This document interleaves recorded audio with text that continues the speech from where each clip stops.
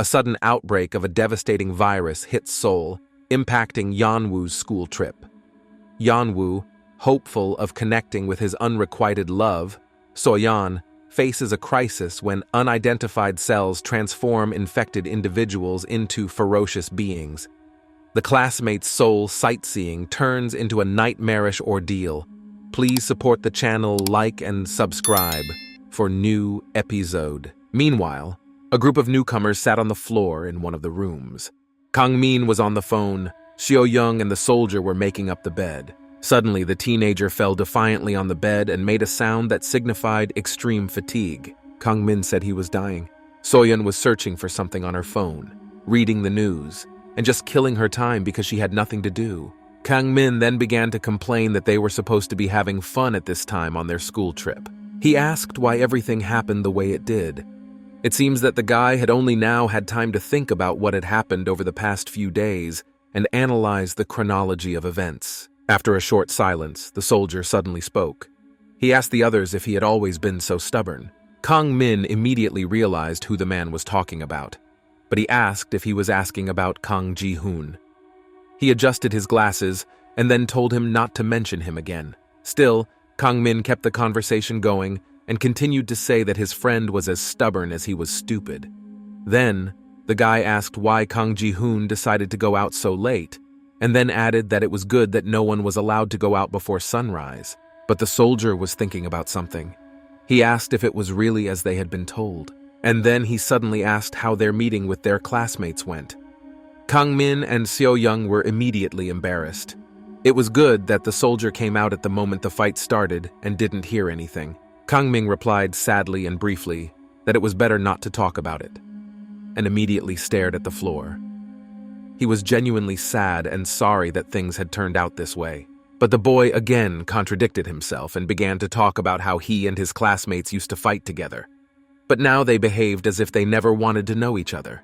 The soldier picked up on this idea and said that now, on the contrary, was the time when they should have helped and supported each other because hard times united them.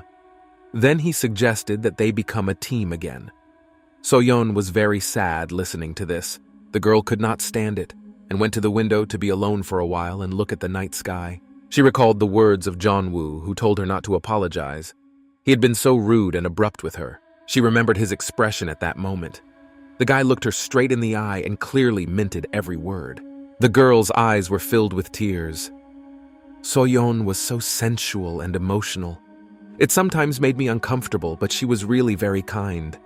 It's a pity that Yeon-woo never realized that. She stood alone by the panoramic window and cried bitterly, covering her mouth with her hands so that no one would hear because it was late. Suddenly, she heard someone coming. Soyon wiped her tears quickly so that she would not be noticed. Two men were coming down the stairs and discussing something with each other. One of them said that someone had run away and left him.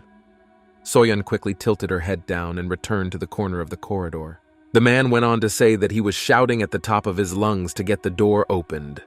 Another picked up the conversation and called someone a nasty bastard. For some reason, Soyon decided to overhear the conversation between the two men. The second one said that it was supposed to be a life lesson for him. He quoted someone who said that the true face of a person is revealed between life and death. These words were so timely for Soyoung. She looked out at the city, which was completely empty, and thought that this was her true face revealed to Yeon-woo. The girl came to a little bit of consciousness and decided to go down to the company and try to fall asleep, because she needed to gain strength. Soyon was climbing the stairs and wiping her face with her hands, which still had some tears on it. She was thinking about how she was so scared this time. She even seemed to voice her thoughts because she thought everyone was already asleep. Suddenly, she met Kang Ji-hoon. He was the first to attack her, asking what she was doing here. Soyon raised her crying face and looked at the boy. Unfortunately for her, the light was falling in such a way that it clearly outlined her features. Kang Ji-hoon looked at her in response.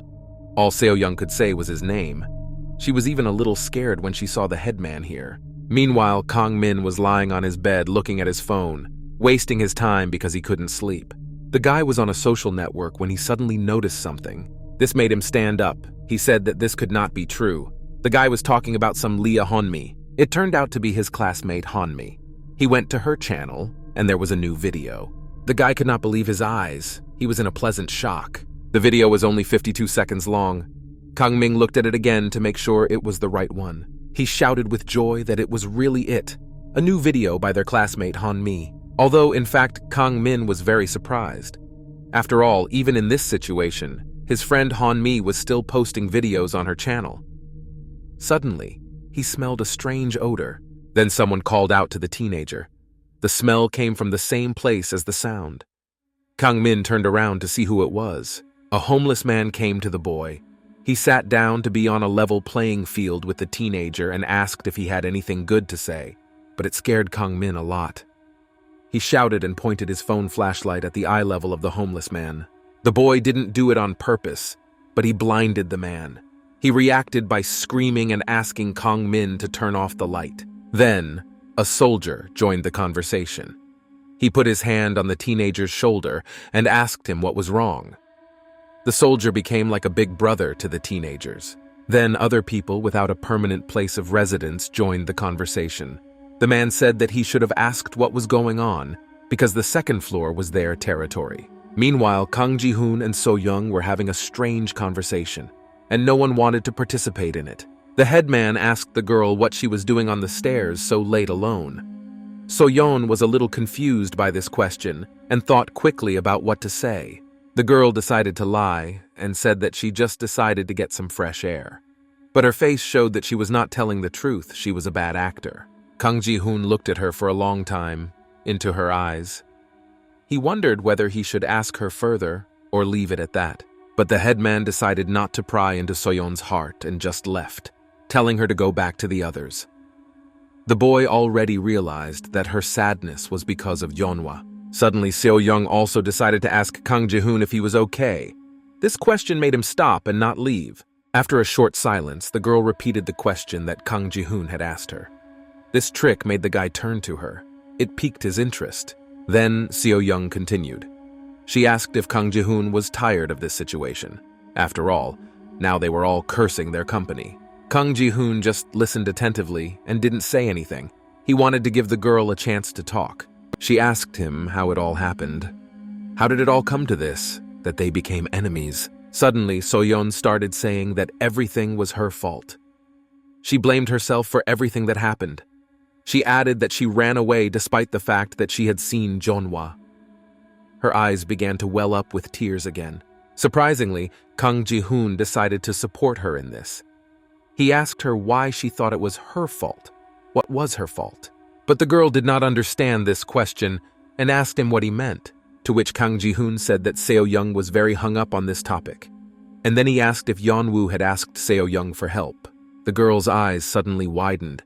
It was as if she began to realize that there were other ways to look at the situation. Then the guy added another question, whether Yeonwoo had asked him to wait for him. But the girl started saying that she meant something else. Then Kang Ji-hoon asked if it was because of them. The girl watched and listened attentively. The headman angrily began to say that those idiots had blamed them for everything.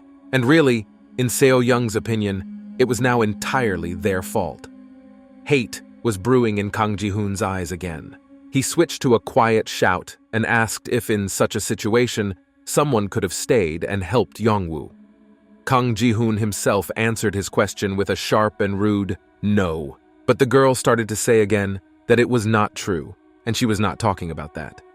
So-yeon began to tell her opinion. Kang Ji-hoon looked her in the eye and listened attentively. Suddenly, she was interrupted. The teenagers heard a loud scream, which clearly did not mean anything good. Meanwhile, inside the gym, a man in a mint shirt was shouting loudly. It was his voice that Seo-young and Kang Ji-hoon heard on the stairs. The man was shining a flashlight on his wife. She was covering her face with her hands. Something strange was happening to the woman. Suddenly, a man in a mint shirt and glasses screamed so loudly that the entire shelter could hear. Workers in yellow uniforms immediately ran to him. The man fell to the ground and they picked him up. Then his wife looked up and spoke to him. All the others looked at the woman. Their eyes widened. They could not believe their eyes. The woman's face was covered with white blisters of the frog egg virus. Her voice changed dramatically and she started screaming and calling for her husband. Then his wife got up and started looking for him. It seems that she didn't see anything or saw very badly. People started to panic more and more. Someone shone a light directly on her, so everyone saw a horrifying picture. The woman's face was completely covered with white blisters with cells. Her eyes were completely closed by the frog egg virus. It looked very disgusting and creepy. Then one of the workers screamed and said that the woman was infected. Meanwhile, there was a lot of panic and chaos in the room. People did not know what to do.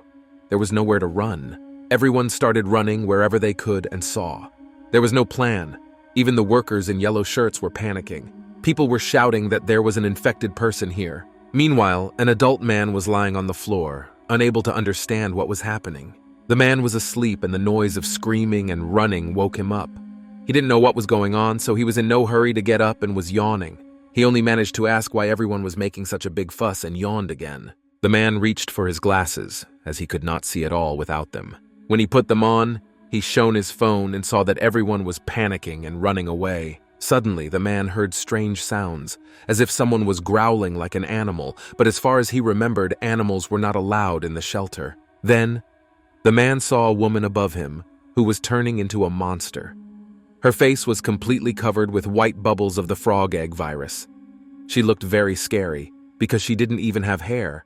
Everything was covered with white mucus. The woman screamed and opened her mouth, which had not yet turned into a zombie mouth. Her only eye, which had not yet been covered with frog eggs, was visible from below. Meanwhile, Kang Ji-hoon and Soyeon opened the door to the second floor and burst in screaming. The guy ran to his friends to tell them that they had to run away again, and the company just had time to rest and feel at least minimally safe. Kang Ji-hoon came running and asked if his friends had heard the same sounds.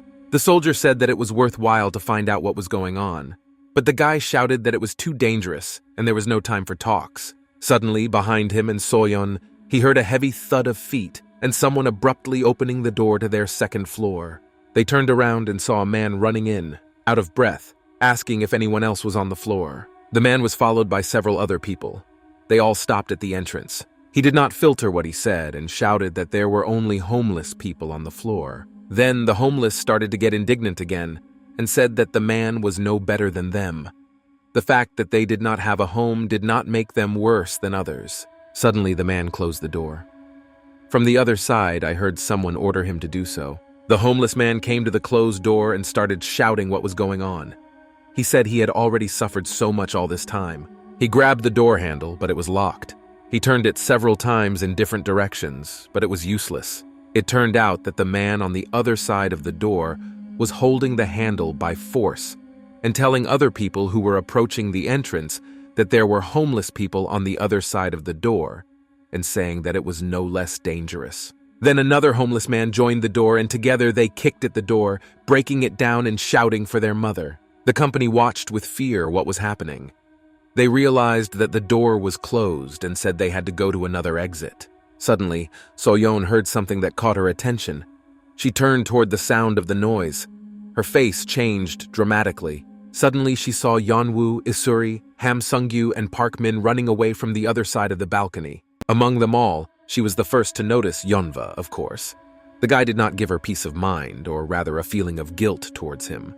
Yeonwoo seemed to feel her gaze on him, so he paused a little and looked in their direction. The guy looked Soyeon straight in the eye. He didn't panic at all and just walked with a calm step. Soyeon noticed this and stopped too. They walked and looked at each other. The teenagers could not take their eyes off each other, as if they were attracted by something, but at the same time strongly repelled. Meanwhile, something strange was happening in the first aid room. Strange sounds and screams were coming from it, as if someone was being killed. Some guy was holding a phone and watching the comments under some YouTube video while screaming like hell. It said that it was the second day of the closure of the entire territory of Seoul. Just then, a siren went off. The guy with the phone was Lee Tae-in.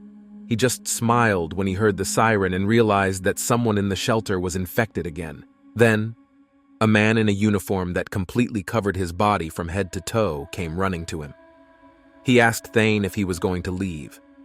The man seemed to be very worried about him, but the red-haired guy just smiled slyly. He wasn't worried at all. He was having fun with everything that was happening. Lee Tian asked the man in the blue uniform what had happened and why he was shaking so much.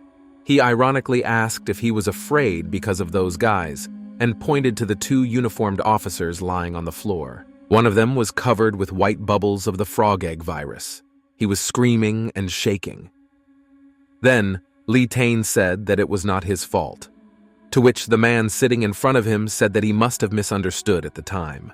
Lee Tane began to say that he did not know how to spread the virus in any way.